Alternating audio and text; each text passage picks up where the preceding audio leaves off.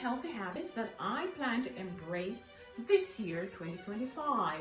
I want to begin my day with more positive mindfulness. Beginning my day positively can only set the stage for a more productive day and will decrease my stress. Number two, exercise. I want to embrace at least 30 minutes of moderate exercise at least 5 days a week. Exercise is medicine. I want to build stronger bones, stronger muscles, and I want to be physically fit. Next is to continue to embrace a whole food, plant-based diet. We know that phytonutrients, phytochemicals, these are important to keep away many chronic illnesses. And next, I want to remove sugar and sugary drink from my diet. I don't want to get diabetes. I want to embrace more water in my diet. And next is restorative sleep.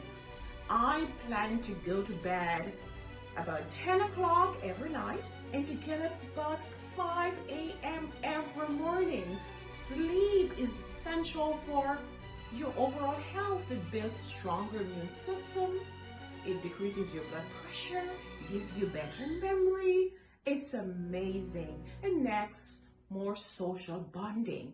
I want to spend more time with my family and my friends. Having strong social bonding is essential for good health. It could add about 7 to 10 years to your lifetime.